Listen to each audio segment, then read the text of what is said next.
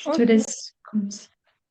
Alors, bienvenue à cette soirée de présentation du DS de santé publique. Ravi d'avoir autant d'inscrits, on est trop contents.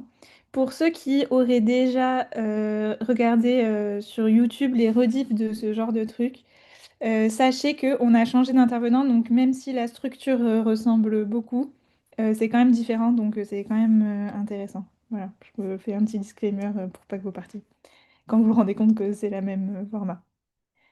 Du coup, on va commencer par une petite présentation par moi-même de, en gros de gros, qu'est-ce que c'est la santé publique. Et après, comme vous allez le comprendre, comme il y a beaucoup d'exercices différents, on a quelques internes qui vont vous montrer ce qu'ils font en stage pour avoir un peu une vision concrète de ce qu'on fait de nos journées.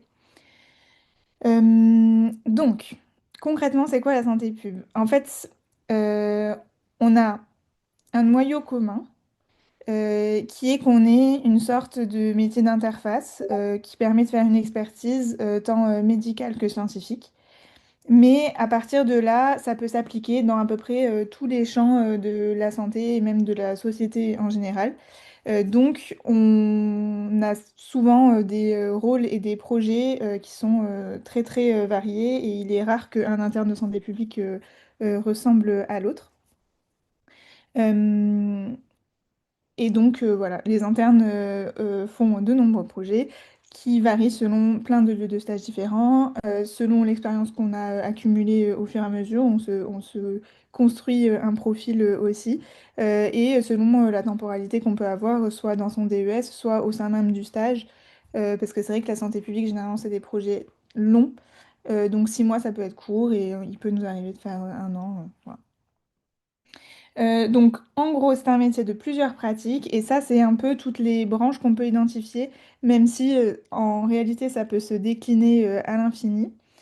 Donc, on a la recherche clinique, épidémiologie. Donc, recherche clinique, c'est un peu, et épidémiologie, c'est un peu ce qu'on peut voir au travers de la LCA dans le sens où ça peut aboutir à ce genre de publication. Prévention, promotion de la santé, où là, ça va être plus soit des projets de promotion de la santé dans du aller vers, dans des fois des consultations cliniques, etc. Qualité, sécurité des soins, hygiène, ça parle assez de soi.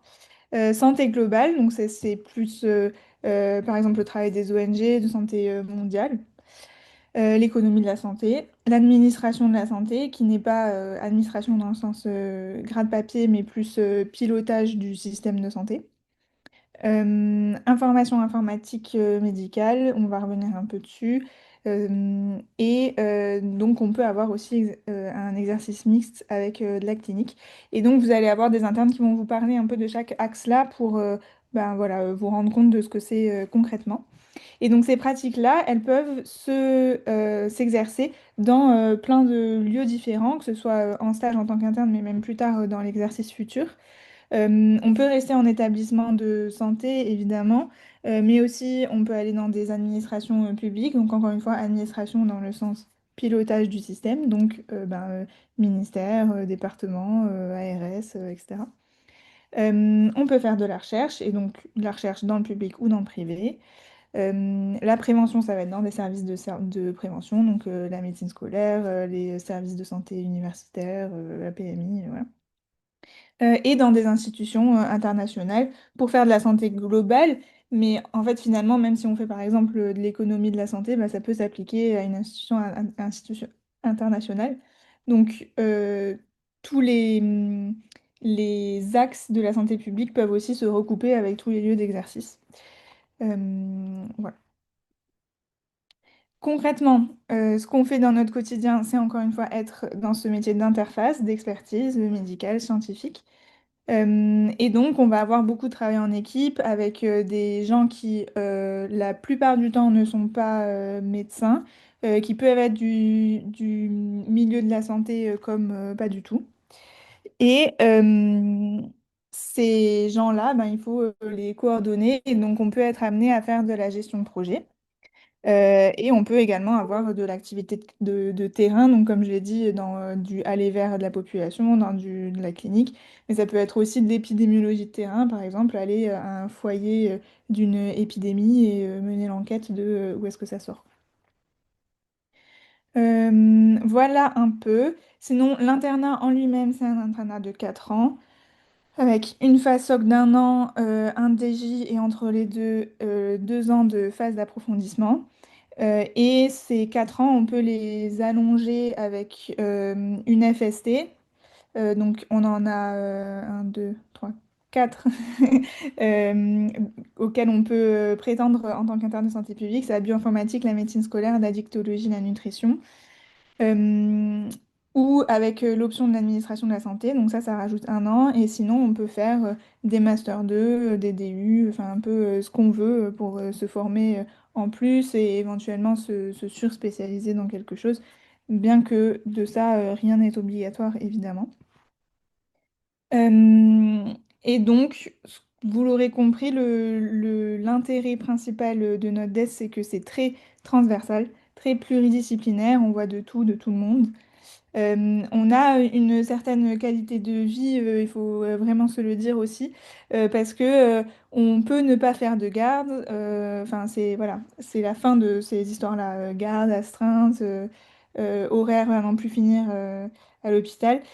C'est possible d'avoir des gros horaires, évidemment, mais ça, c'est toujours plus dépendant de sa propre volonté, on va dire. C'est aussi possible de ne pas en faire. C'est un DES qui nous permet d'avoir un grand réseau et de voilà, vraiment développer notre réseau professionnel parce qu'on rencontre énormément de monde et qui nous permet de se former à fond. Généralement, c'est facile de suivre des formations complémentaires en plus de son internat, quoi. Mais ça a pour inconvénient que c'est un nouveau monde complet à découvrir, que c'est très très différent de ce qu'on a fait bah, pendant les études et pendant l'externat. Donc il y a quand même un petit coup d'ancré, un petit choc entre deux mondes. Que même si on rencontre beaucoup de monde, on est souvent le seul interne dans les stages. Donc enfin, on peut avoir la sensation de pas pouvoir se confier à quelqu'un qui vit la même chose, bien que du coup on a beaucoup de liens entre internes dans les subdivisions ou même au national et c'est tout à fait possible d'avoir ces relations-là. Cette maquette qui est très très libre et le fait que on peut faire plein de choses à plein d'endroits différents, ça a aussi le prix entre guillemets de nous perdre parfois ou en tout cas de nous faire peur et de nous donner la sensation de se perdre. Voilà un peu. Donc, comme je vous l'ai dit, là, je viens de vous raconter un peu la vie de la santé publique. Évidemment, n'hésitez pas à poser vos questions. Euh, Là, on va avoir des présentations de chaque axe par des internes qui vont vous raconter voilà, concrètement ce qu'ils ont fait en stage pour que vous ayez une idée un peu claire. Et on pourra faire des réponses aux questions au fur et à mesure, évidemment. N'hésitez pas. Et même dans le chat, je vais essayer de suivre un peu le chat en filtrant toutes les blagues de Rudy, ce qui n'est pas une mince affaire, il faut se le dire. Voilà, et je crois que ça, c'est même l'ordre dans lequel on va présenter la chose. Oui, bah super. Et du coup, j'enchaîne avec moi-même, c'est ça? C'est ça. Oui. Donc, je me suis pas présentée, ça vaut le coup de me faire m'en rendre compte. Donc, bah, du coup, je m'appelle Aurélia. Moi, je suis en septième semestre à Paris. Donc, c'est la toute fin de mon internat. C'est long quand même, mais on voit le bout. Et je me suis, entre grands guillemets, surspécialisée dans l'informatique médicale. Donc pour ce faire, j'ai fait un M2, mais j'aurais pu le faire autrement. Et en fait, dans information et informatique médicale, il y a souvent un petit méli-mélo, et donc c'est deux disciplines à bien différencier. L'une, c'est l'information médicale, c'est vraiment ben, à l'hôpital, comment est-ce qu'on facture les soins qu'on fait aux patients et le suivi de toutes ces données-là. Donc ça, enfin moi j'en ai jamais fait, donc je suis pas trop capable d'en parler. Et l'informatique médicale, où là, ça va être plus le grand domaine de ce qu'on appelle la santé numérique, avec les systèmes d'information, donc c'est genre les logiciels, type Orbis, DXCare, ce genre de trucs. Tous les systèmes d'aide à la décision, qui soient à base d'IA ou pas d'IA, les entrepôts de données, la cybersécurité, les objets connectés, genre les mondes connectés, ce genre de trucs. Et c'est quelque chose qu'on peut du coup retrouver autant dans le public, dans la recherche, dans les hôpitaux, dans les agences ou au ministère, que dans le privé avec ben, toutes les industries d'outils, objets connectés, de logiciels, etc. Mais aussi des boîtes de conseil, enfin ça se multiplie à l'infini. Et là, je vais rapidement vous parler d'un stage que j'ai fait dans cette thématique au Lab Santé de la DRES. Donc la DRES, c'est une des directions du ministère de la Santé. Donc pour le coup, une administration.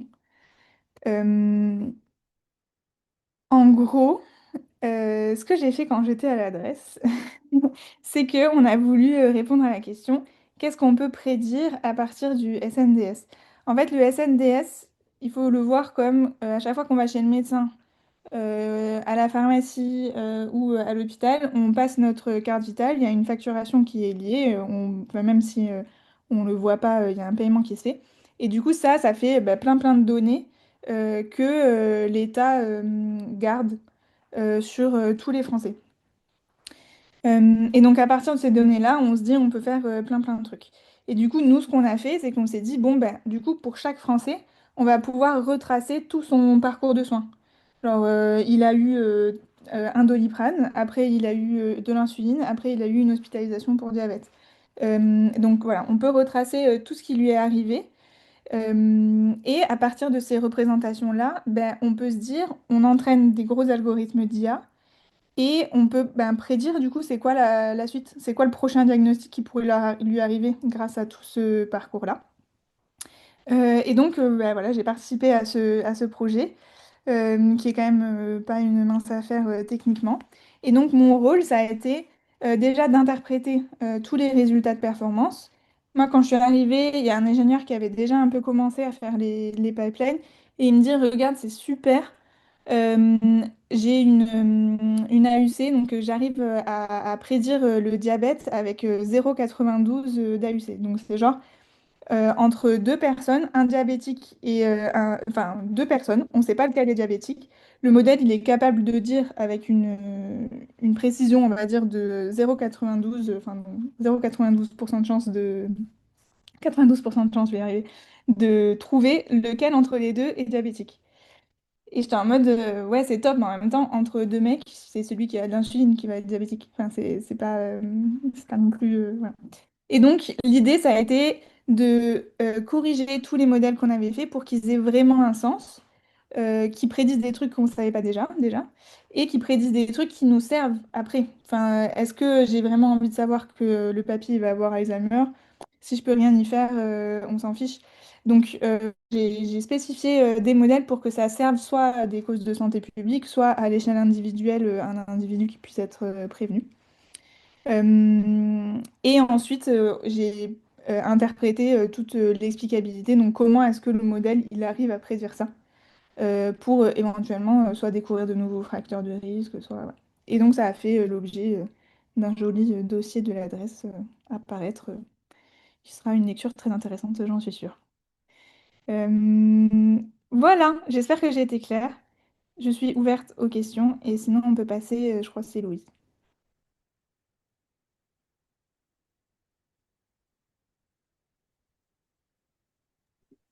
N'hésitez pas à J'ai dit, poser vos questions dans le... Ah oui, merci Rudy. j'ai dit quoi comme sigle? Oui, bon. Voilà, donc J'ai pas expliqué, cité le sigle, mais j'ai expliqué ce que c'était. C'est bien, c'est très bien. Mais t'inquiète, je compense, je veille. tu racontes pas que des bêtises. Ouais, voilà. C'est pour que vous continuez à m'inviter. Alors, on a Alors, dit que les t'as deux... stages d'internat, vous devez les trouver par vous-même en postulant. C'est comme les cliniciens, donc c'est-à-dire que ben, il y a une liste de stages agréés par subdivision et tous les semestres, par ordre de classement ECN, ben, ou EDN, pardon, le premier il choisit son stage, le deuxième il choisit son stage, etc. Mais la liste elle est préfaite. Donc, Faut juste courir la liste et voir ce qui nous plaît, quoi. Quelles compétences techniques ont été utiles à ce projet? Alors, moi j'ai un profil assez particulier et enfin j'ai aussi participé à ce projet parce que je sais développer beaucoup de talent naturel, parce que je sais développer en Python et enfin donc c'est un langage de programmation et donc enfin c'était important là pour prendre un peu toutes les pipelines qui étaient très compliquées par l'ingénieur. Mais c'est aussi parce que c'était la fin de mon internat et que j'ai eu le temps de me former. Enfin, avant de commencer l'internat, je savais pas du tout programmer. Donc, et pareil en stats, enfin, je m'étais jamais posé la question de faire des stats. Donc, enfin, c'est pendant l'internat que j'ai appris tout ce qui m'a permis de faire ce projet-là. Et donc, effectivement, il y avait des compétences en stats et surtout en programmation. Et en santé publique, évidemment, enfin, juste de, genre la culture médicale, de savoir que quand tu es diabétique, tu vas avoir de l'insuline avant d'être hospitalisé en général, ou de la metformine, enfin quelque chose quoi. Donc culture médicale et savoir sur le système de santé à quoi s'atteler, quoi. Enfin, sur quoi est-ce qu'il faut engager des ressources. Vas-y, Rudy. Ouais, de manière globale, faut se dire qu'en santé publique, on apprend beaucoup, beaucoup, beaucoup de nouvelles choses. Contrairement, il y a un Astrid qui est pas mute. Ah, c'est bon. Ouais, on apprend beaucoup de nouvelles choses. Faut pas forcément partir de ce qu'on a vu en tronc commun pour pouvoir anticiper ce qu'on va devenir après. Dans le chat, il y a écrit je suis mauvais en stats. Moi, j'avoue que c'était presque une des choses qui m'inquiétait un petit peu avant de commencer. Vraiment, les stats, j'ai jamais été très maths, etc. Mais en fait, une fois que tu as commencé, tu vas avoir des cours dédiés et puis tu vas comprendre leur utilité. C'est pas juste des lois avec des noms bizarres, etc. Tu vas savoir pourquoi tu fais ça. Et au pire, même si t'es pas capable de les faire toi, tant que tu comprends un petit peu pourquoi et l'intérêt, il y aura des gens qui seront compétents en stats à côté de toi pour faire le gros du travail. Et toi, tu pourrais être beaucoup plus, je sais pas, sur la partie projet, réflexion, culture médicale. Et après, si tu arrives à tout faire tout seul, c'est super, hein. Mais on est sur de la transdisciplinarité et surtout, ben, contrairement aux cliniciens, en fait, on est mieux formé à être cardiologue quand on arrive au tout début de notre internat. Et c'est vrai pour l'Internet santé publique. Donc nous, on a beaucoup plus de nouvelles choses à apprendre en fait. Voilà, je m'arrête là. Merci, Rudy. C'était extrêmement pertinent. Et du coup, Charline, les projets sont attribués d'office aux internes en arrivant dans un terrain où la décision est prise avec l'interne selon ses attraits. Alors, je parle pour ma subdiv et je laisserai les autres subdivisions parler après parce que je veux pas dire n'importe quoi. Mais en tout cas, nous, à Paris, on encourage fortement les internes à contacter leur terrain de stage avant le début du stage pour justement décider de ce projet ensemble. Après, évidemment, les stages, enfin les terrains de stage ont leur projet déjà en tête de ce qu'ils ont envie de faire à leur interne. Mais voilà, ça s'adapte largement et au profil et aux envies de l'interne. Enfin, pour le coup, on n'est pas comme les cliniciens où on est là pour combler un besoin. On est là vraiment, en plus, on est du bonus. Donc eux, ce qui les intéresse, c'est que si on peut faire avancer leur projet, c'est cool. Mais sinon, ben, c'est que du bonus, quoi. Donc on est là aussi pour se former et faire des trucs qui nous font kiffer. Donc en général, enfin en tout cas voilà, à Paris, mais je pense que c'est un peu pareil partout, la décision elle est prise avec l'interne d'un commun accord.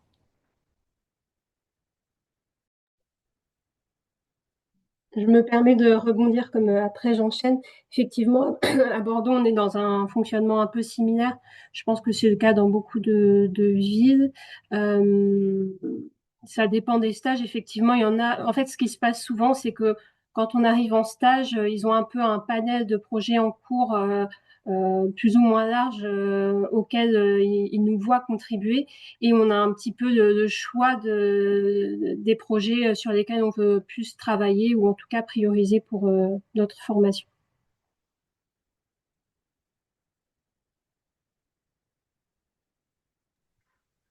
Et juste accessoirement, il y a la possibilité enfin, comment dire, la maquette est très adaptable. Donc, s'il y a un stage où vous voulez aller, mais que au moment, à ce moment-là, bah, en fait, il n'y a pas de projet intéressant, ou il y a un projet, ils vont vous dire, bah, en fait, on va commencer ce truc-là dans 6 mois, un an. Ben, en fait, vas-y, dans 6 mois, un an, tu vois. C'est, voilà, il y a un petit peu, il y a quand même pas mal de flexibilité, et donc ça aide à trouver chaussure à son pied quasiment systématiquement. Il y aura quelques stages chiants, ça peut arriver, mais sinon, globalement, c'est cool. Je veux bien que tu passes à la diapo suivante éventuellement, Aurélia. À moins qu'il y ait encore des questions sur l'informatique. Bon, j'enchaîne et puis il y a toujours la possibilité de poser des questions. Donc moi, je suis Louise, je suis interne en cinquième semestre à Bordeaux et je suis également secrétaire au sein du CLISP. Enfin, j'ai toujours eu une forte appétence pour le domaine de la prévention et de la promotion de la santé, donc je me suis assez naturellement orientée vers ce domaine-là au cours de mon internat.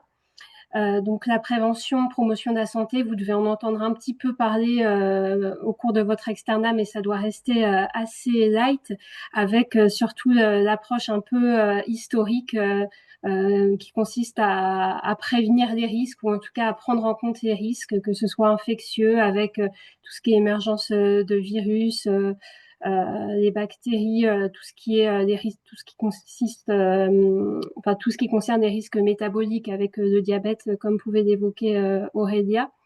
Et il y a eu une transition qui s'est opérée plutôt vers la fin du XXe siècle avec une approche plutôt par les déterminants qui nourrit en fait l'approche qu'on peut avoir actuellement en santé publique en termes de promotion de la santé, avec la prise en compte plutôt des environnements dans lesquels les individus, les personnes, les patients évoluent.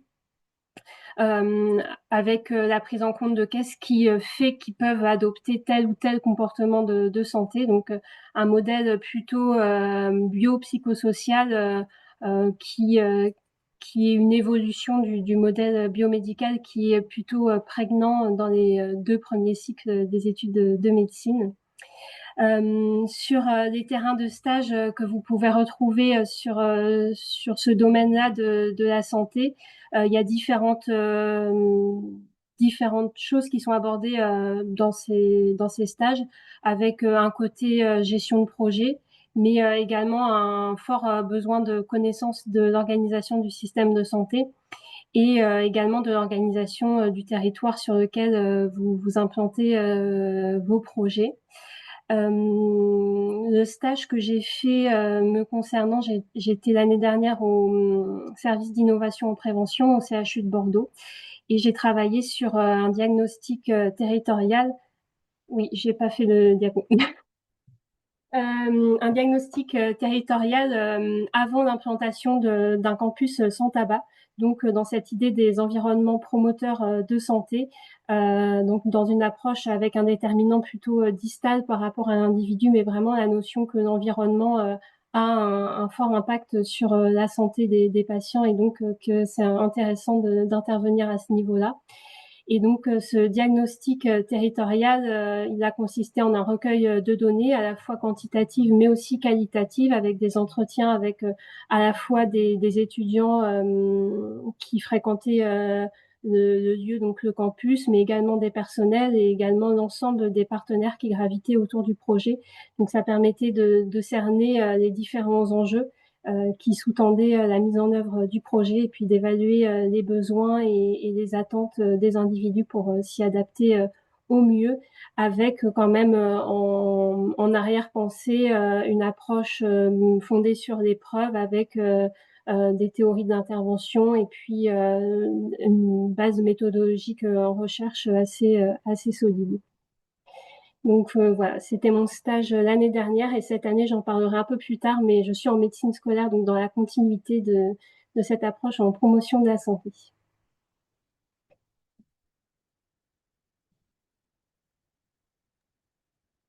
Merci beaucoup. Encore une fois, vous pouvez y aller sur vos questions. Et moi, j'ai perdu le chat. Ah non, c'est bon, je l'ai trouvé.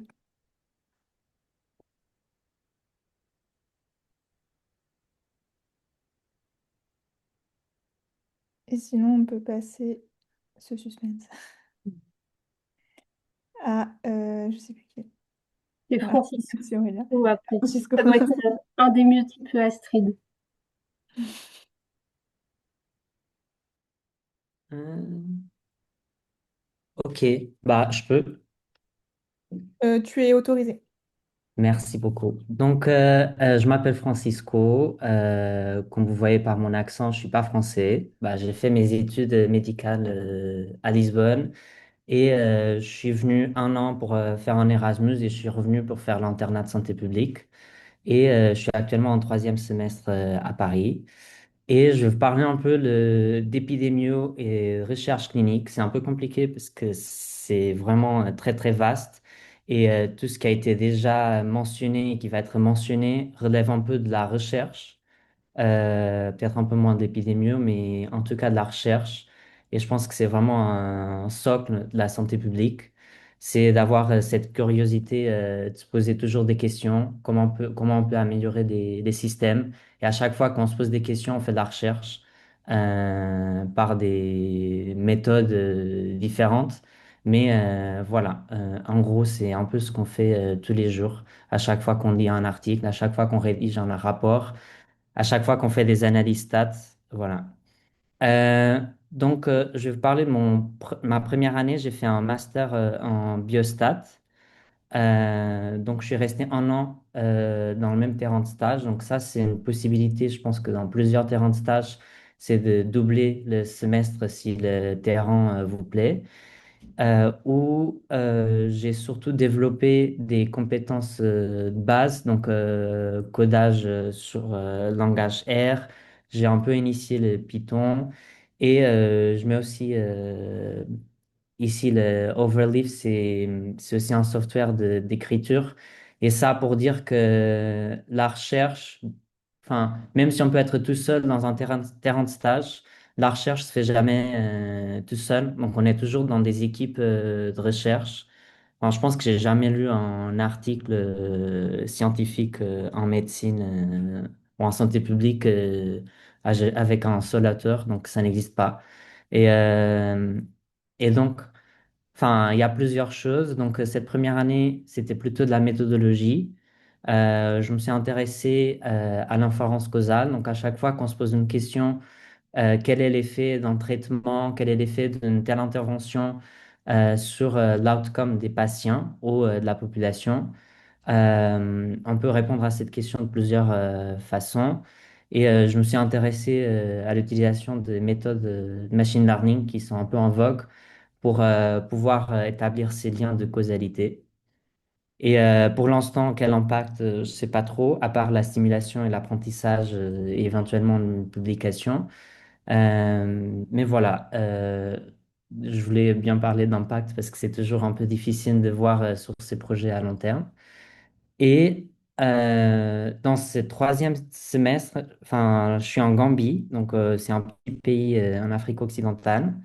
Donc, je suis en stage à l'Institut Pasteur et je mène une enquête auprès de la plupart des structures de soins du pays, des hôpitaux, centres de santé, euh, pour évaluer les soins liés à l'hépatite B. Enfin, pour information, c'est un pays où, endémique de l'hépatite B, la prévalence étant de 8% de la population, donc c'est énorme.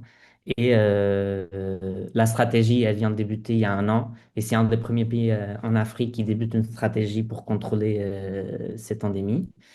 Et voilà, et ça, pour faire le pont avec ce que j'avais appris, c'est euh, toutes les statistiques, etc., ont été vraiment utiles, même si je l'utilise pas trop et c'est pas hyper poussé, ça me permet de comprendre et faire des analyses un peu basiques pour présenter. Et, euh, et voilà, et le fait de la recherche, ce n'est pas uniquement dans son bureau, donc on peut faire du terrain. Ça fait 3 mois que je suis en Gambie. J'ai visité tous les pays, j'étais dans les provinces, dans des logements pas super bons, mais j'ai survécu. Et beaucoup de diplomatie. Donc, je collabore avec le ministère de la Santé ici. Et donc, j'ai fait plein de réunions avec les gens du ministère pour leur faire comprendre que c'était bien de mettre des mesures pour contrôler l'hépatite B. Euh, et voilà. Et donc, l'impact, ça va être cette collaboration avec les ministères locaux. Et voilà, il y aura bien sûr une publication après cette étude. Et je suis ouvert à vos questions. Je pense que j'ai pas dépensé les 5 minutes, j'espère. Tu as des questions dans le chat, Francisco, je sais pas si tu les vois. Euh, Oui, ça rajoute pas des semestres. Alors, ce que j'ai fait pour ce stage là où je suis en Gambie, je suis à l'Institut Pasteur et donc j'ai contacté quand même beaucoup en avance les responsables de stage, environ 6 mois en avance, où j'ai un peu commencé à écrire la commission d'éthique, enfin, à préparer le protocole, à préparer les questionnaires, à préparer plein de choses. Donc, il y a certains terrains de stage à Paris et je sais que dans d'autres subdivisions aussi où on peut partir à l'étranger. Il y a aussi la possibilité de faire des stages vraiment à l'étranger, donc des interchus à l'étranger où on part vraiment, voilà. Et donc, il n'y a pas besoin de rajouter des semestres. Mais si vous voulez, vous pouvez aussi rajouter des semestres, voilà. Mais là, pour ce cas en spécifique, je ne l'ai pas fait. Euh, à partir de quel moment sur-spécialiser? Moi, je savais déjà un peu ce que je voulais un peu en début d'internat, mais je sais que c'est pas le cas de tout le monde. Je pense qu'il n'y a pas vraiment de bonne réponse à ça.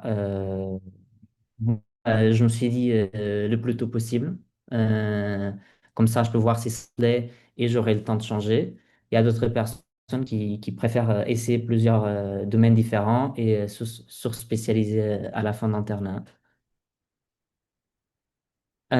Ouais, concernant le M1, la plupart des internes font un M1 en santé publique en début d'internat. Donc à Paris, c'est la première année. La plupart des internes sont inscrits à Paris-Saclay pour le master de santé publique.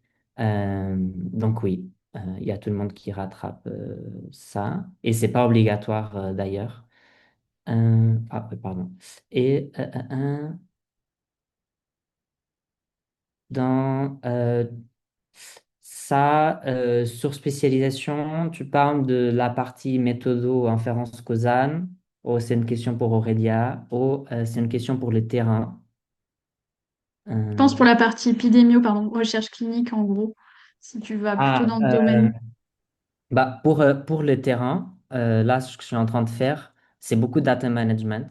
Parce que du coup, comme je suis en train de collecter des données, il faut vraiment vérifier que tout a été bien saisi. Il n'y a pas, enfin, il y a pas de choses compliquées, vraiment. Ça prend du temps, c'est très chronophage. Et c'est bien de maîtriser les outils enfin, au moins Excel, mais d'autres outils pour pouvoir faire ça. Donc vraiment, c'est le niveau M1, je pense que pour faire du terrain en épidémie.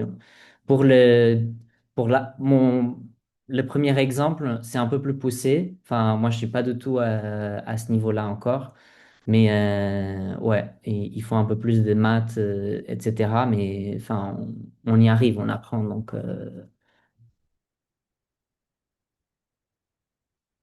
oui. Oui, donc ça, c'est une très bonne question. Moi, par exemple, dans la recherche, si on apprend les socles, c'est-à-dire si on sait, on a de la méthodologie, on est rigoureux, on est curieux, euh, enfin, on s'enferme pas dans un domaine et dans une case. Après, je pense que ça dépend peut-être des domaines, mais en recherche, ce que moi j'aime bien, c'est pouvoir faire la recherche sur l'hépatite B et le prochain stage, je ferai peut-être sur des maladies mentales. Enfin, je peux changer vraiment de domaine en restant tout à fait compétent, je pense. Donc, oui.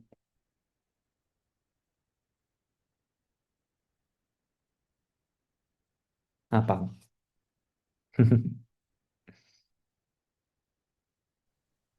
Ouais. Est-ce que je peux rajouter un truc? J'arrive pas à lever la main, ça Oui, me... oui.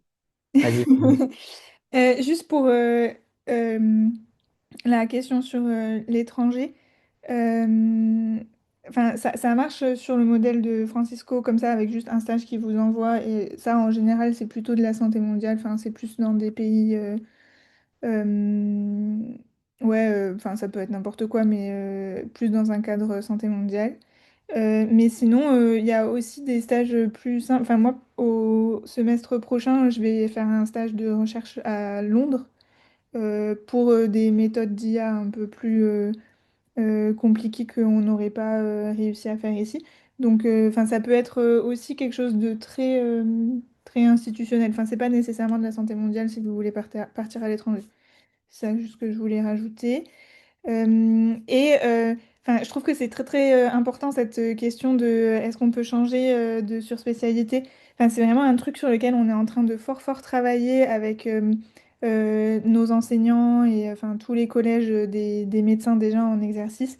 Où on veut vraiment dire que tous les médecins de santé publique, ils ont un noyau de compétences commun qui justement nous permet aussi de passer d'une surspécialité à l'autre si l'envie nous prend. Euh, Parfois au prix d'une petite formation, mais enfin ça peut se faire facilement quoi. Mais voilà, enfin dire que c'est aussi notre force de pouvoir. Enfin moi, je fais de l'informatique, mais si je m'y colle un peu, je peux comprendre ce que Francisco a fait, par exemple, et etc. Enfin, on est censé pouvoir aussi comprendre ce que les autres font et éventuellement le faire plus tard.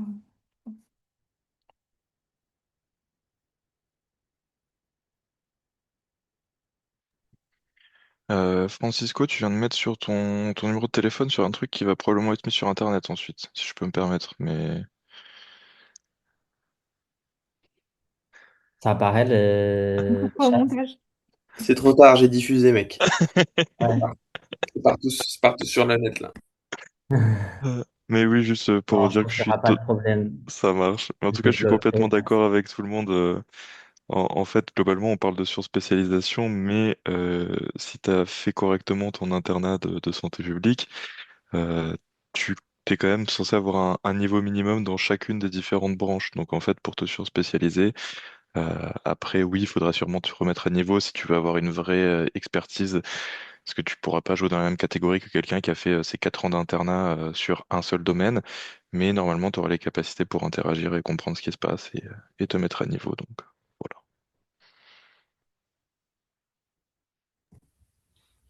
On peut passer à Alexandre si il n'y a plus de questions. Hello! Eh bien, je suis euh, Alexandre Brissot. Donc, je suis bien moins brillant que les gens qui présentaient avant et ceux qui présenteront après, mais je pense que ça peut illustrer exactement ce qui a été dit. Avec un cas concret une fois qu'on a les outils, vers quoi on peut s'orienter en fonction de ce qui nous plaît, notamment du coup avec l'exemple de la santé environnementale et après un peu de la nutrition. Euh, Durant un peu il y en a de plus en plus, mais pendant les études de médecine, on est vachement un petit peu dans la bulle du curatif et on n'aborde peut-être pas trop ce qui se passe en dehors, dans l'habitat, dans la vie de tous les jours, etc. Et la notion de santé environnement, elle vient un peu monter un petit peu en place dans le discours public, et notamment des expositions environnementales. On se rend compte que, bah, en fait, tout ce à quoi on est exposé au quotidien a un impact sur la santé de plus en plus identifié grâce aux données épidémiologiques, justement. On a énormément d'épidémiologistes qui travaillent sur qu'est-ce que ça fait d'être exposé aux pesticides, qu'est-ce que ça fait d'être exposé à des emballages plastiques dans l'alimentation, etc. Et donc, on se rend compte que bah, il y a certaines choses, c'est une exposition environnementale quotidienne qui, au long terme, entraîne plus de maladies cardiovasculaires, de diabète, de cancer, etc. C'est ce qu'on appelle l'exposome, ce que je vous mets, vous voyez pas ma souris, mais au milieu de la diapo. Donc l'exposome, c'est l'ensemble des éléments auxquels on est exposé dans la vie. C'est l'air intérieur, l'air extérieur, des objets du quotidien, l'alimentation. Et tout ça peut entraîner une diminution de l'inflammation, une augmentation. Et donc ça peut s'étudier dans une discipline qui s'intègre dans la santé environnementale.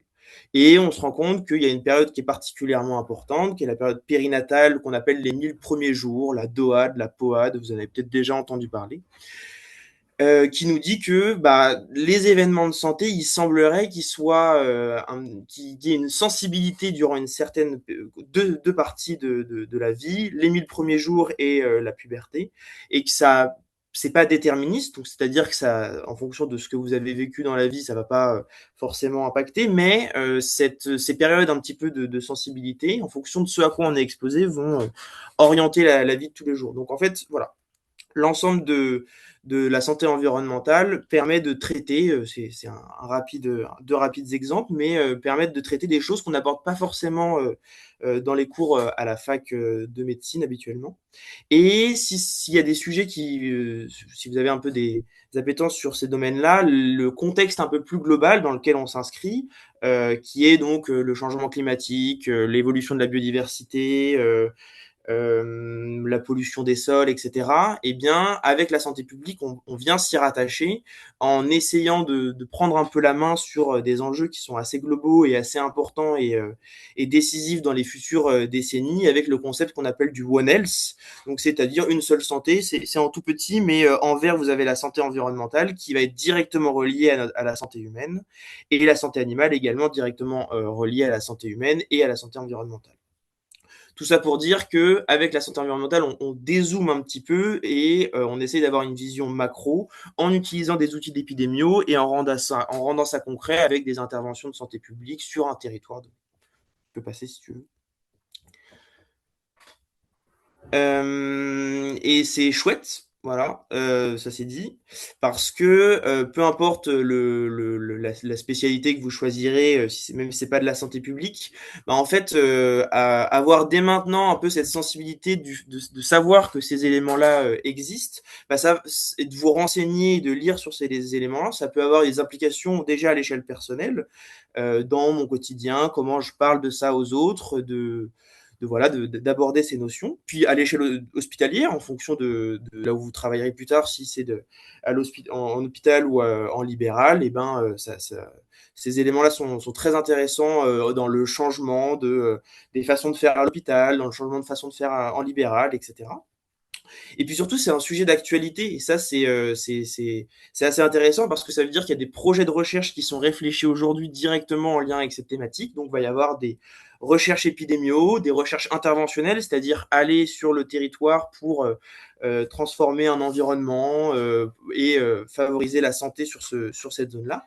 Et également, donc, les politiques publiques au global. Donc, c'est un sujet dont on parle pas mal et donc qui, si on se forme dedans, il y a de quoi faire en termes de métier pour un médecin de santé publique.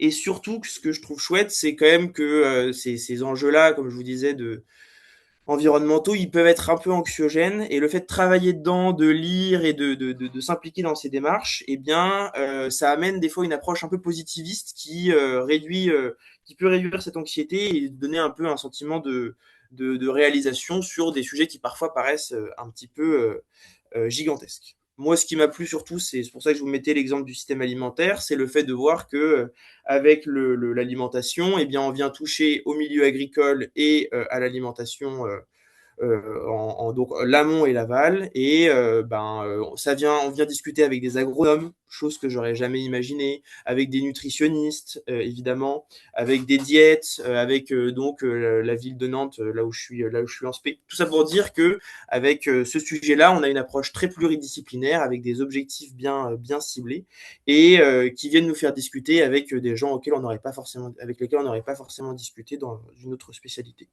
Donc voilà, je m'arrête là, mais avec plaisir d'échanger plus. Si les sujets santé, environnement, nutrition, alimentation durable vous plaisent, moi j'ai bypassé le M1 parce que quand on a un bac plus 6 ou bac plus 7, il n'y a plus besoin de faire des fois de M1 sur une spécialisation.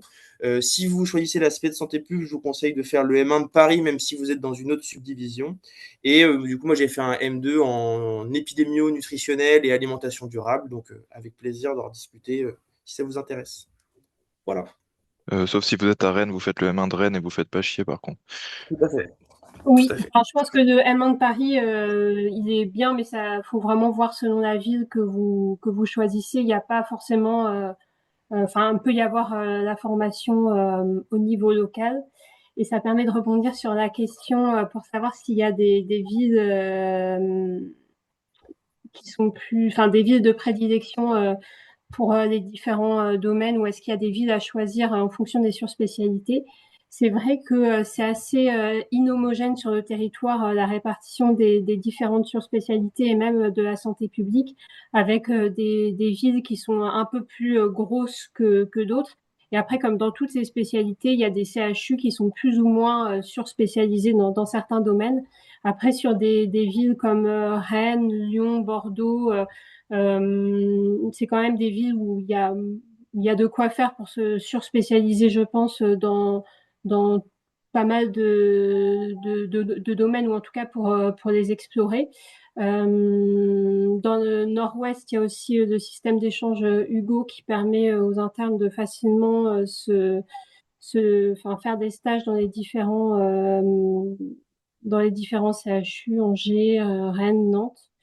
Donc voilà, il y a pas, c'est pas homogène entre toutes les villes, que ce soit en termes de cours effectivement avec des villes qui redirigent plus vers les masters en distanciel de Paris, d'autres qui proposent plus une formation sur place et chaque ville avec des surspécialités. Par exemple, il y a Besançon qui est aussi très dynamique sur la Mm. santé environnement.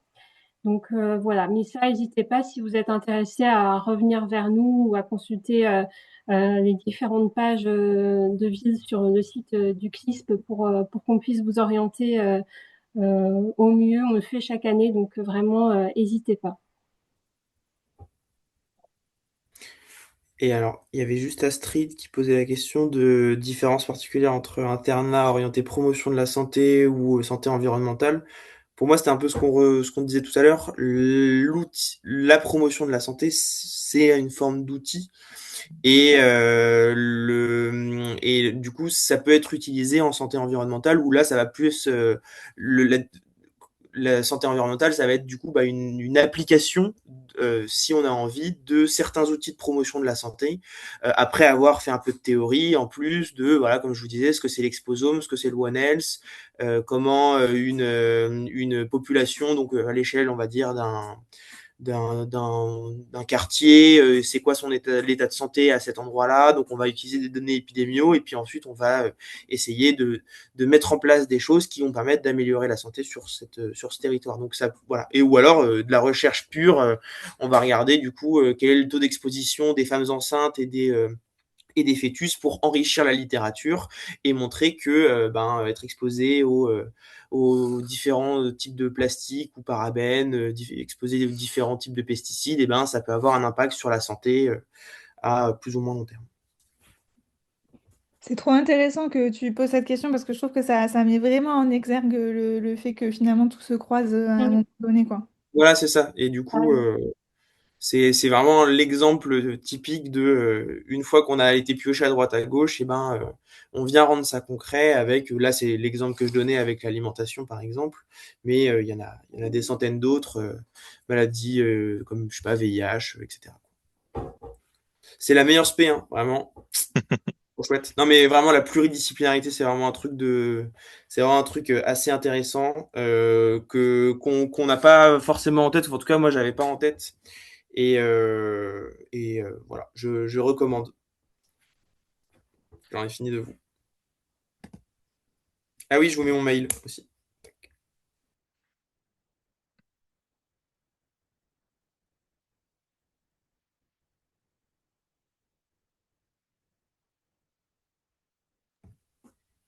Euh, Merci pour ta question. Je sais pas si je peux y répondre ou pas. Je pense que le statut de médecin ouvre des portes. Après, ces masters-là, à Douai, je suis pas allé particulièrement regarder, mais je sais que quand j'envoie des mails pour solliciter des universitaires et tout, le fait de te présenter en tant que médecin, ça fait Ouais. que les gens répondent.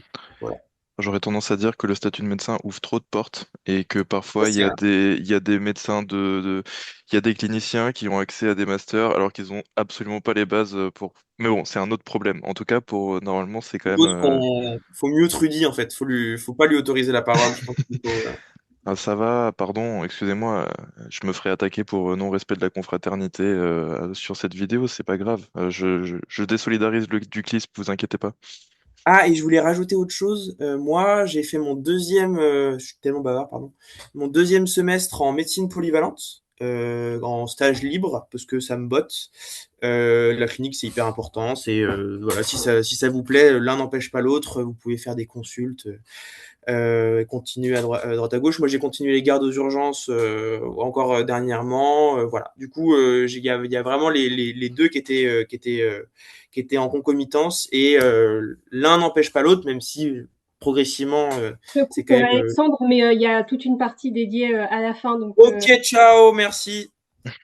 voilà, je pense qu'on peut passer la parole Ouais, à... et juste sur les masters parisiens, je pense on pense au même, mais il y a plusieurs internes qui ont très facilement eu accès à des grands masters d'éco à Paris Dauphine, des trucs à Sciences Po, etc.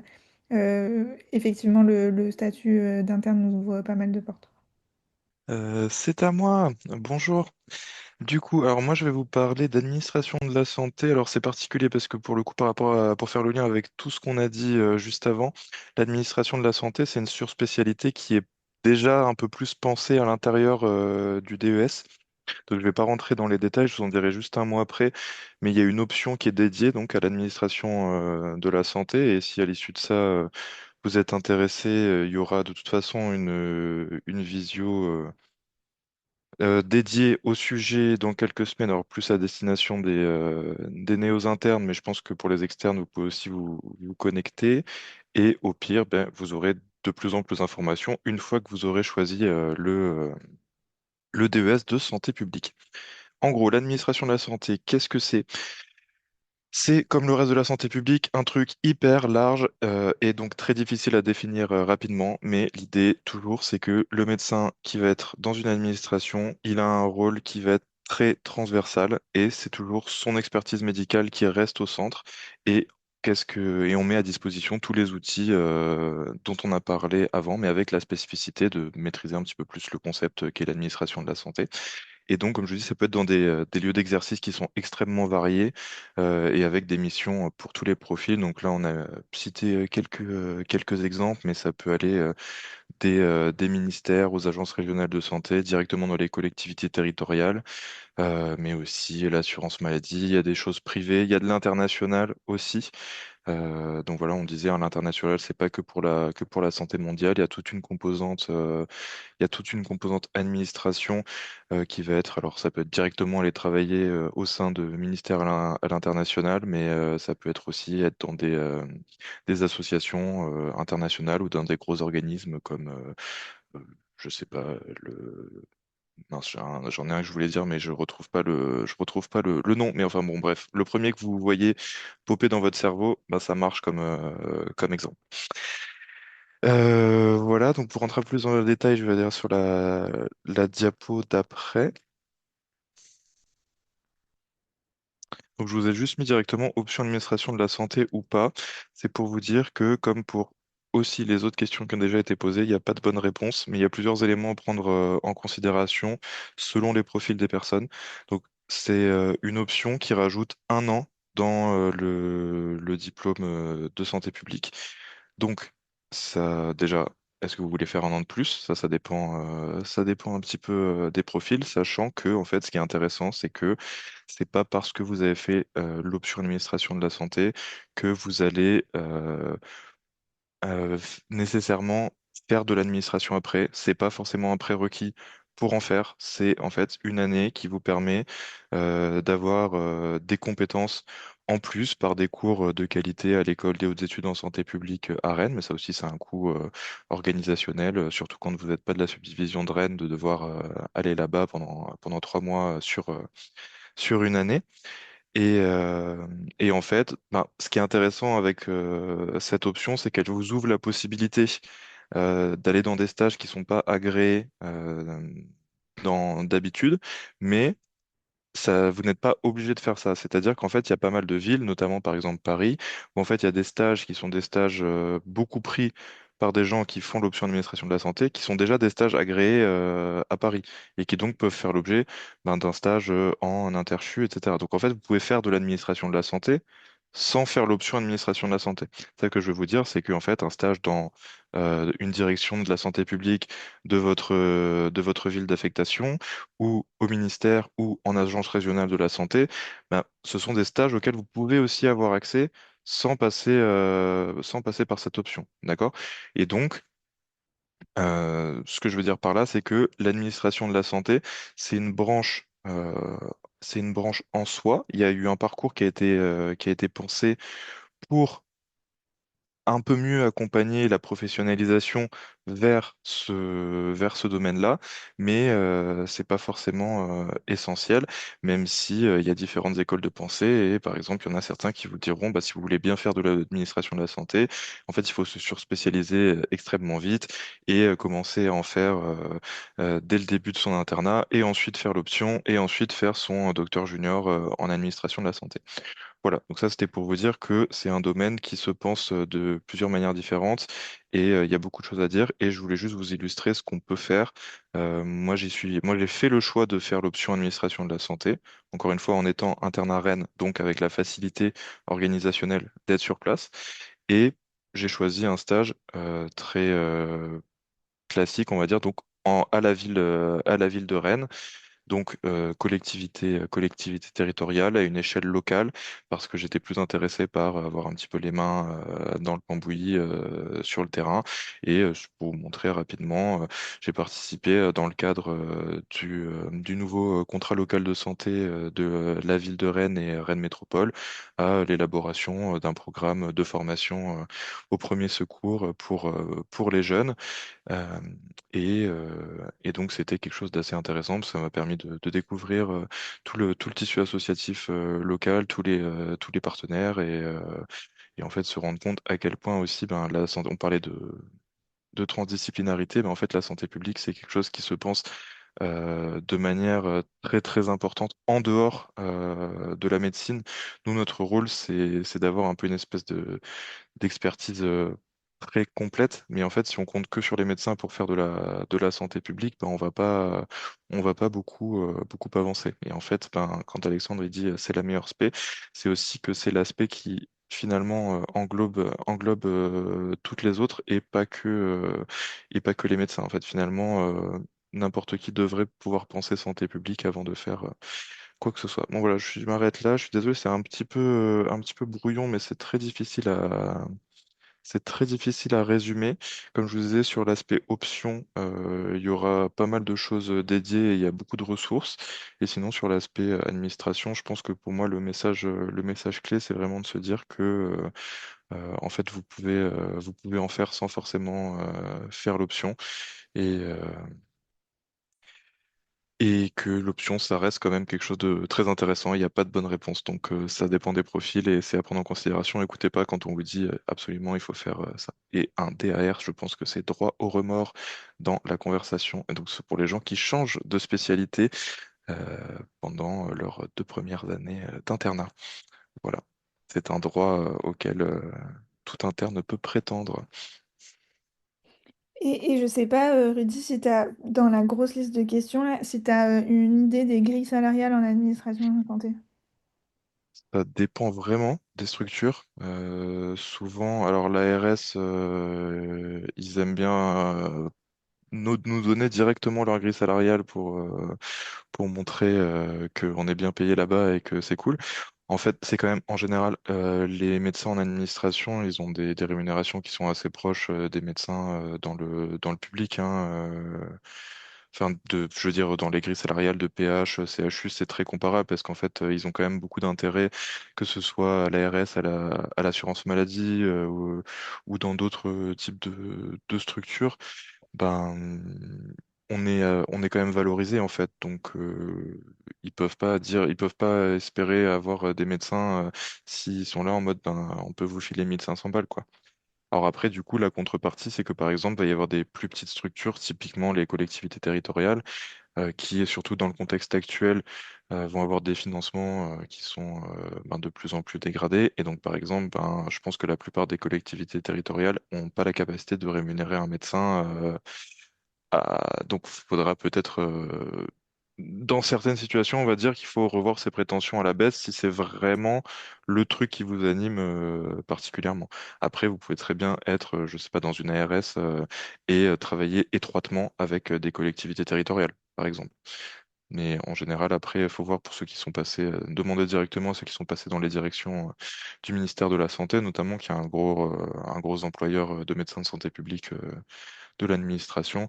En général, on est sur des grilles salariales qui sont comparables, voire plus importantes que celles qu'on retrouve dans les CHU, par exemple. Ouais, Beaucoup de bah, il questions. me semble, mais j'ai peur de dire une bêtise, mais il me semble que en sortie d'internat au ministère de la Santé, par exemple, en tant que, comment on dit, adjoint à un chef de bureau, en tant que médecin, on est dans du 45K annuel, mais il me semble. Ça va. Après, ça dépend des prétentions de chacun, hein, mais voilà, après, si. Ça dépend, et il y a un très gros levier négociation. Hmm. Après, voilà, si vous voulez vraiment gagner beaucoup d'argent, on vous recommande Ophthalmo. Vous sauverez peut-être moins de vie, mais après, chacun son truc, quoi. Ou privé. Je sais, non. Merde. Et du coup, Chloé, vas-y. Bonsoir à tous et à tous. Moi, c'est Chloé Becker. Je suis interne en santé publique en cinquième semestre à Bordeaux. Mon internat, il a plutôt été orienté épidémio, puisque j'ai fait un M2 d'épi à l'ISPED à Bordeaux. Mais en fait, tout début de mon internat, je suis allée au centre antipoison, que je pourrais abréger en CAP au cas où. Et en fait, ça a été un vrai coup de cœur et c'est pour ça que je vais vous parler aujourd'hui de la toxicologie clinique et la toxicovigilance. Je vous ai mis là deux définitions que vous pouvez lire. Donc globalement, en gros, on va regarder tout ce qui est produit ou substance qui va causer une intoxication, qu'elle soit aiguë ou chronique. Nous, on intervient vraiment sur tout l'aigu. Et après, pourquoi on fait ça? C'est parce qu'après, s'il y a des alertes à faire, notamment aux autorités, eh ben, on va faire sortir des cas de choses qui ont pu poser problème. Notamment, par exemple, en ce moment, on a pas mal le CBD, parce qu'on se rend compte que le CBD, on ajoute des choses dessus qui font que c'est encore plus puissant que du cannabis. Donc, pensez bien que c'est un vrai problème. Voilà, donc en fait, on a un vrai rôle utile. En fait, tout ce que vous voyez dans l'actualité, typiquement, ça passe souvent par du centre antipoison.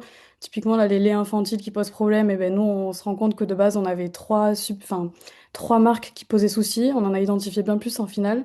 Donc, il y a toute une enquête. Et après, à Bordeaux, localement, alors c'est un truc dont on n'est pas hyper fier, entre guillemets, on avait eu des cas de botulisme à cause de sardines qui étaient faites de manière artisanale dans un bar en pleine Coupe du Monde de rugby avec plein d'étrangers. Et donc après, il a fallu se dire déjà, il y a du botulisme, qu'est-ce qui s'est passé, qu'est-ce qui lie les cas? On a trouvé que c'était un restaurant. Et puis après, on s'est rendu compte qu'ils avaient tous payé en espèces et c'était le bordel pour tous les retrouver, mais il a fallu tous les identifier, même quand ils sont repartis dans leur pays. Donc vous voyez, en gros, c'est vraiment hyper large. Et je vous ai mis une petite photo en bas qui résume un petit peu bah, de quoi on s'occupe. Il y a les champignons, l'enfant qui boit de la javel ou l'adulte aussi, enfin vraiment tous les produits chimiques. Ça peut être le mec qui s'est mort par un serpent, celui qui va faire une tentative de suicide, une IMV, donc intoxication médicamenteuse volontaire avec des médicaments. L'urgentiste appelle, il dit qu'est-ce qu'on fait? Est-ce qu'on met en place une antidote? Quel traitement? Et après, ça peut être aussi bah, les mecs au travail qui manipulent des produits chimiques particuliers. Et nous, on donne en fait une conduite à tenir au téléphone. Et là, je vous ai mis des petits titres de journaux qu'on trouve. Il y a, alors je vous ai mis des choses sur la microalgue Ostreopsis, donc tout ça, je vous laisserai regarder, mais c'est des sujets, en fait, des phénomènes émergents. Parce qu'on n'est pas juste figé en toxicologie sur les trois trucs, enfin pas les trois trucs, mais les trucs qu'on connaît. Là, on a eu les piqûres sauvages récemment, par exemple, vous savez, c'est les gens, ils vont en festival ou dehors, et bref, ils sont piqués par des gens. Ça, typiquement, bah, ça a été nous, parce qu'on se pose la question de savoir est-ce qu'au cours de ces piqûres, il y a des produits qui sont injectés? Et est-ce que le fait que quelqu'un utilise une seringue et pique plein de gens, ben, ça va faire des contaminations virales? Et je vous ai mis ce sujet-là parce que tout simplement, c'est ma thèse. Donc voilà, je travaille dessus. Après, on a eu la microalgostropsis, les physalies qui ressemblent à des méduses, mais qui sont pas vraiment des méduses. Mais pour faire simple, on va dire que c'est des méduses et ça fait des piqûres extrêmement douloureuses et qui peuvent nécessiter de consulter. Voilà. Et après, on a nos classiques, les champignons, les plantes. Voilà. Donc en fait, on est hyper large sur tout ce qu'on propose. Je veux bien qu'on passe à la diapo suivante, s'il vous plaît. Ouais. Merci. Et du coup, moi, la structure où j'ai fait mes stages, c'est vraiment le centre antipoison où je suis à mon troisième stage. Et donc, en fait, souvent, on est au téléphone. On répond, on est face à des particuliers, à des médecins, et on donne des avis médicaux par téléphone. Donc, on fait tout un dossier. Et après, tous les dossiers, ils sont consignés dans une base de données qui est nationale entre tous les centres antipoison. Et on peut faire, grâce à ça, des toxicovigilances et donc dire là, on a un problème, on a plein de cas de ça, voilà, qu'est-ce qui se passe? Et enquêter. On a aussi des missions d'expertise, parce que des fois, on peut avoir des cas avec des produits toxiques et se dire, bah, est-ce que c'est un lien ou est-ce que c'est autre chose? Donc ça, c'est des missions qui sont possibles. On a aussi des missions de consultation. Donc moi, ça m'est arrivé d'aller avec ma senior, ma chef, et d'aller voir des patients qui avaient du saturnisme parce qu'ils ont été intoxiqués au plomb, ou alors des intoxications à l'arsenic. Enfin, voilà. Il y a aussi tout le côté enseignement-recherche, parce que comme on a une base de données qui est énorme, et ben, on a toujours des trucs à exploiter sur le plan que ce soit d'ailleurs régional ou national. Et je vous ai mis une petite carte là avec les 8 centres antipoison de France. Donc voilà, si vous êtes intéressé par exemple par la toxicologie avec le centre antipoison, sachez qu'il y a 8 villes en France qui le proposent. Vous pouvez pas par exemple aller à Limoges. Enfin, vous pouvez aller à Limoges, mais il faudra faire un interchu. Donc, j'ai des choses à savoir. Et donc il y a Bordeaux, Angers, Paris, Lille, Nancy, etc. qui sont tous des très très bons centres. Et après, l'autre moyen aussi de toucher un petit peu à tout ce qui est toxicovigilance exclusivement, ce sera l'ANSES qui est l'agence nationale. Alors après, j'ai peur de dire des bêtises, mais du coup, c'est sur Paris. Et en fait, c'est souvent avec elle qu'on interagit pour un petit peu faire remonter tout ce qui n'irait pas. Voilà. Et là, je vous ai mis un petit peu en bas, qu'est-ce qu'il faut faire en cas d'intoxication, les petits conseils, ne pas faire boire, ne pas faire manger, et surtout appeler immédiatement un centre antipoison. Voilà. Si vous avez des questions, vraiment, n'hésitez pas, que ce soit par l'adresse mail ou là sur le chat, j'y répondrai avec plaisir.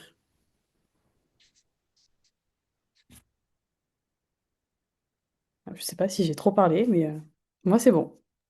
C'était trop intéressant. Et d'ailleurs, nous, entre nous, on a notre truc du CLISP et Astrid vient de Mhm. mettre. C'est vraiment trop intéressant ce qu'elle présente. Ouais, je confirme. D'après Astrid. On connaît pas forcément ce type de stage, donc c'est pour ça que c'est chouette de savoir que ça c'est possible d'y passer. Bah moi, du coup, souvent, en fait, quand j'ai voulu être interne de santé publique, j'étais externe, du coup, et j'ai regardé la vidéo du CLISM, mais je n'avais jamais vu ça, et c'est en débarquant en tant qu'interne où on m'a dit, il faut choisir ton premier stage, et j'étais là, mais c'est quoi ça? Ça m'a tellement fascinée que j'ai pris ça. Mais du coup, je trouve ça trop chouette déjà d'organiser ce genre de réunion et de faire connaître des choses, parce qu'entre deux internes de santé publique, vraiment, les parcours ne se ressemblent pas du tout. On peut se parler chinois, on peut se parler, enfin, je veux dire, c'est ça qui est génial avec cet internat, c'est qu'on peut faire plein de choses possibles et on n'est pas obligé de se boucher dans une voie possible. On peut vraiment faire plein de choses. Des fois, on peut s'intéresser à une chose en particulier, dire ah, finalement non, et faire changer de direction et c'est OK.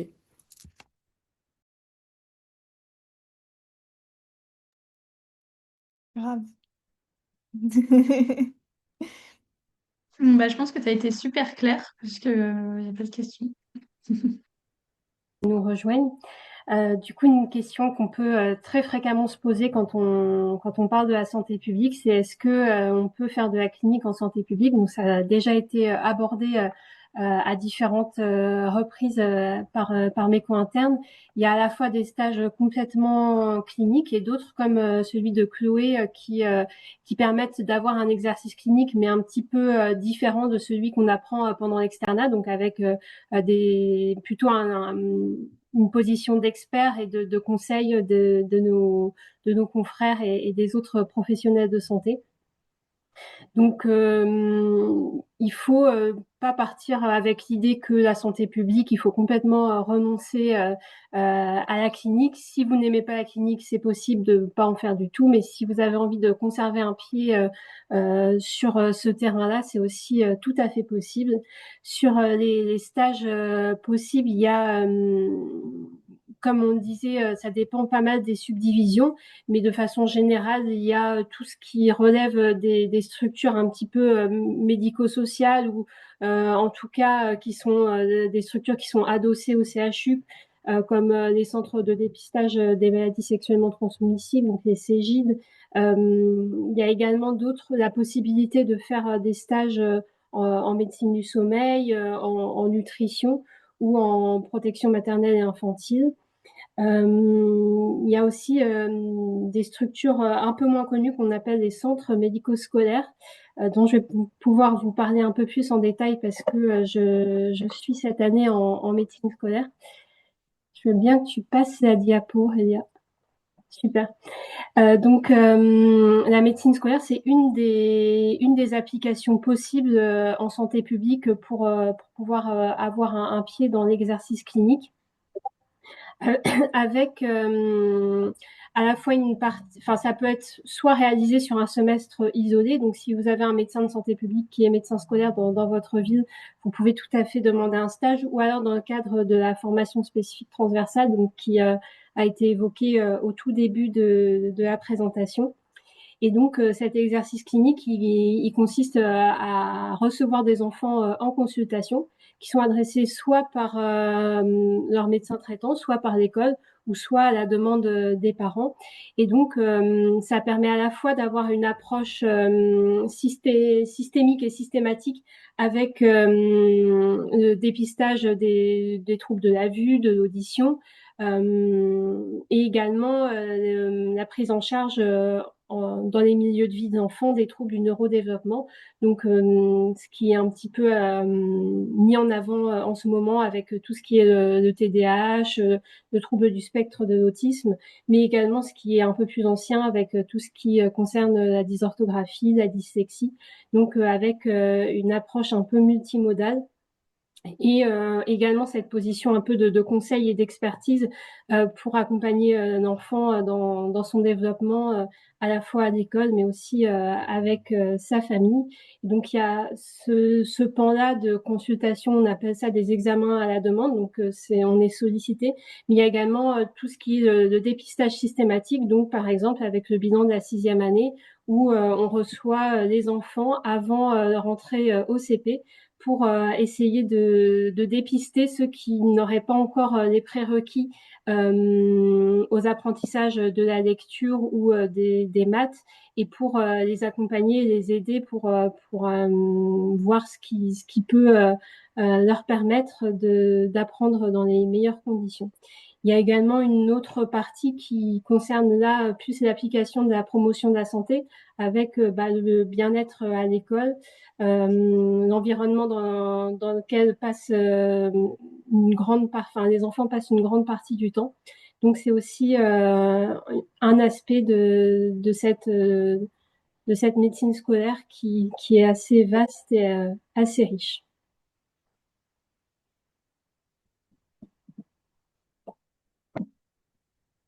Alors je vois qu'il y a des questions.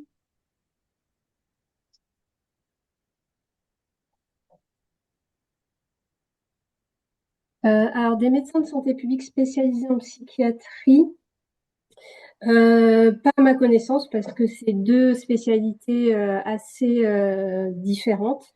Après, Non, spécialisé en santé mentale. Enfin, sur les sujets de santé mentale. ah oui, par contre, ça, pour le coup, c'est tout à fait possible. Et tu peux faire une FST d'addictologie et du coup avoir finalement une activité clinique qui se fait en psychiatrie dans le spectre de l'addictologie. Enfin, en général, c'est quand même deux spécialités qui sont assez proches l'une de l'autre. On a beaucoup notamment de psychiatres qui viennent faire des hors-filières en santé pub parce que toute la recherche en santé mentale, toute la promotion de la santé en santé mentale, enfin, c'est quelque chose de très développé.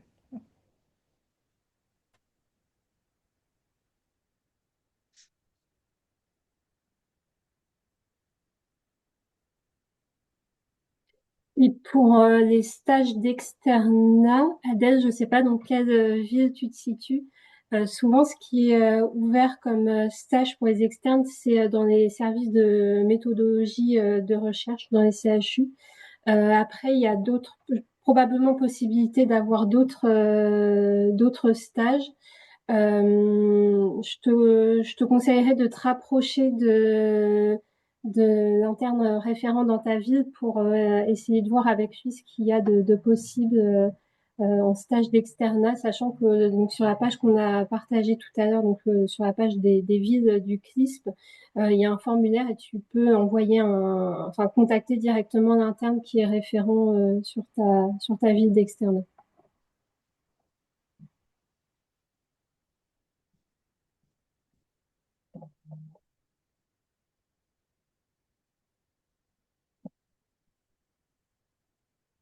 Est-ce Euh, ouais, est-ce oui, que Sophie vas-y. arrive à se connecter?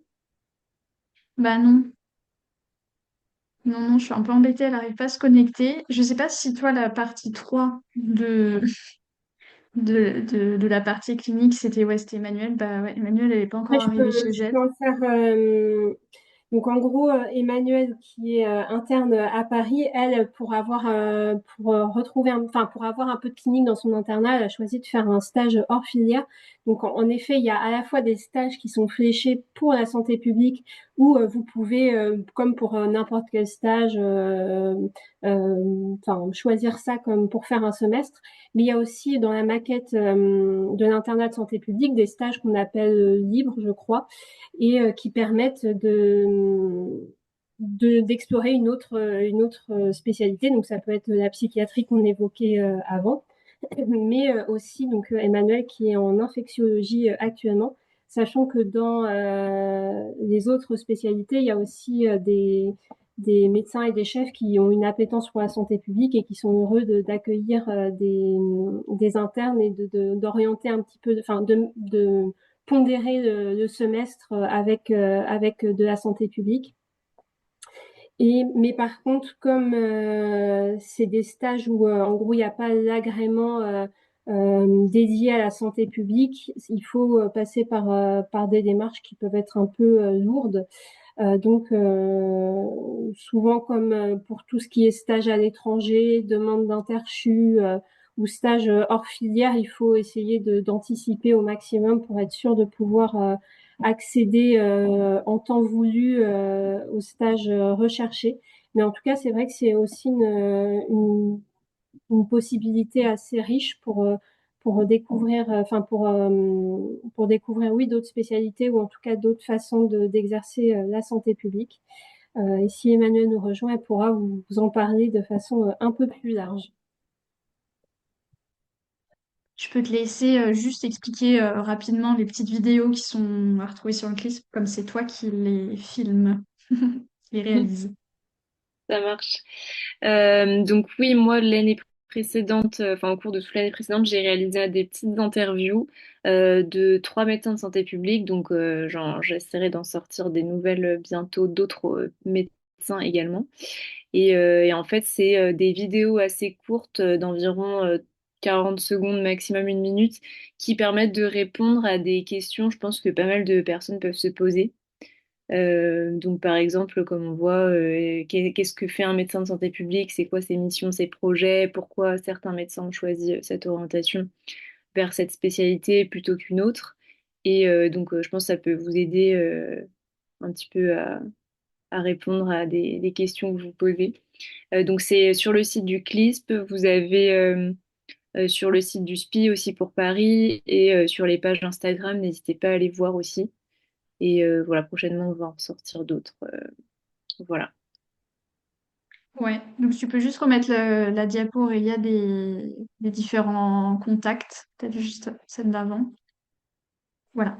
Donc là, vous retrouvez tous les moyens de nous contacter, donc l'adresse mail qu'on vous a envoyée. Bon, Facebook, Twitter, on n'y est pas vraiment très actif, donc vous pouvez oublier plutôt ces deux réseaux-là, mais plutôt Instagram, LinkedIn et mail. Et la chaîne YouTube où vous retrouverez cette vidéo-là, et puis également les vidéos d'Emmanuel dont elle vous a parlé. Et du coup, je ne me suis pas présentée parce que j'ai plein de clones sur cette conversation. Mais moi, je suis la VP événement du CLISP. Donc, le CLISP, d'ailleurs, c'est le collège de liaison des internes de santé publique. Du coup, c'est l'association nationale des internes. Et ensuite, dans chaque subdivision, il y a une association locale que vous retrouverez sur la page ville du site du CLISP. Voilà, s'il y a une subdiv qui vous intéresse le plus, vous pourrez regarder ici. Et donc, je vais vous envoyer un mail avec la présentation. Et puis après, voilà, si vous avez envie de contacter quelqu'un qui a présenté ou qu'on vous mette en contact avec d'autres, n'hésitez pas à nous renvoyer un petit message. Et ben, je crois qu'on a terminé, à moins que vous ayez des dernières questions. Alors, ça, je pense que c'est pas trop pour moi, c'est une question de Martin. Parce que moi, pareil, je suis plutôt promotion, prévention de la santé. Donc, peut-être, je sais pas si Francisco est là, Aurélia. Ouais, après pour les maths, hmm, en fait, tu peux très bien dire que tu fais de la biostat à 100%. Voilà. Enfin, il y a des médecins de santé publique qui ont... Du coup, c'est plutôt des carrières hospitalo-universitaires. Et ben voilà, ils font de la biostat à 100%, quoi. Voilà, j'ai l'impression que c'est la seule réponse que je peux apporter. Et du coup, cette surspécialité, ouais, ça s'appelle la biostatistique. C'est dans la branche un peu épidémio, recherche clinique. En général, ça implique de faire une thèse de sciences en biostatistique. Ouais, ouais, voilà. Après, il y a certains. Enfin, par exemple, je sais qu'à l'Institut Pasteur, il y a aussi des équipes de modélisation. Enfin, il y a certains centres. Ça peut être de la recherche dans le privé. Donc, Ouais, exactement. Mais ça peut être vraiment 100%, comme Aurélie l'a dit. Et après, ça dépend, une fois que vous êtes dans l'aspect, si vous optez pour la santé publique, vous allez comprendre quels sont les centres de recherche qui sont plus mathématiques, les autres qui sont plus prévention. Il y a vraiment de tout dans le même type de carrière hospital universitaire, par exemple. Donc, les différents centres auront des différents domaines. Ouais. Ouais, j'ajouterais aussi l'épidémiologie. On peut avoir vraiment des énormes modèles de modélisation. Donc, c'est très, très stat. Et ça peut être même de la recherche en mathématiques. Ça peut être très intéressant, donc, même dans ce sens-là. En général, tout ce qui est recherche, il y aura la possibilité d'avoir des stats, pas forcément, mais il y en aura. Et après, on peut... J'imagine que même dans la partie informatique, moi j'avais ouais, un co interne qui faisait pas mal de maths, qui était un doctorant de maths en informatique. Donc, mhm. Il y ouais, en c'est a ça un peu en partout. info. Ouais. En info, moi, je fais de l'IA et du coup, forcément, si tu veux comprendre tes modèles IA, il faut faire des mathématiques appliquées. Après, enfin, tu vois, chacun choisit à quel point tu veux rentrer fort dans le dur des maths, mais vraiment, je trouve ça très intéressant, effectivement, de faire la théorie de maths appliquée derrière. Mais, donc, c'est aussi possible comme ça. Par rapport aux deux autres questions, je commence par les gardes. Alors déjà, ça dépend des subdivisions. Il y a des subdivs qui obligent à faire au premier semestre des gardes, mais c'est pas le cas notamment à Paris. Mais voilà, c'est subdivision dépendante. Ensuite, oui, c'est toujours possible de faire des gardes aux urgences, notamment. Donc voilà, ça reste une possibilité. Après, pour l'internat à Paris, en termes, déjà sur Facebook, il y a un groupe qui s'appelle Logement, je sais plus comment il s'appelle, Interne Île-de-France, donc il y a pas mal de bons plans qui sont répertoriés là-dedans. Ensuite, aide spécifique pour le logement, je crois pas qu'on en ait particulièrement. Je sais pas, Aurélia, si t'as... Ouais, en fait, d'un point de vue financier, visiblement, les internes parisiens ne le savent pas eux-mêmes. Mais on a une majoration sur notre Oui, paye oui, oui, oui, oui, oui. par Non, mais rapport oui. aux internes de région, qui est enfin, rien, enfin, qui est pas énorme. Je sais plus, je crois que c'est 100 balles, un truc comme ça. C'est pas Mm. énorme, mais voilà. Et après, il y a le SIHP, qui est le syndicat hospitalier des internes de Paris, qui, lui, a quelques solutions de logement avec notamment des colocs partagés avec des loyers très peu chers à 300 ou 400 euros, je crois. Ce genre de truc, mais effectivement, il y a très peu de places. Après, très honnêtement, enfin, tu vois, on a tous trouvé un toit sur nos têtes et on se porte très bien, quoi. Enfin, Mm. moi, perso, je viens de Toulouse.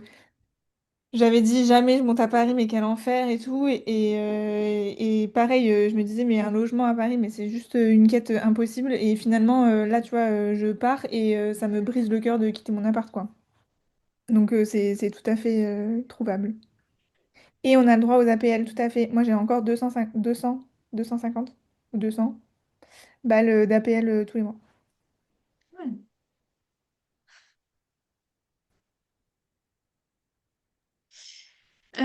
Et ben écoutez, on va pouvoir clore cette soirée. Juste Alexandre, que vous avez entendu tout à l'heure, m'a dit de vous faire passer un message.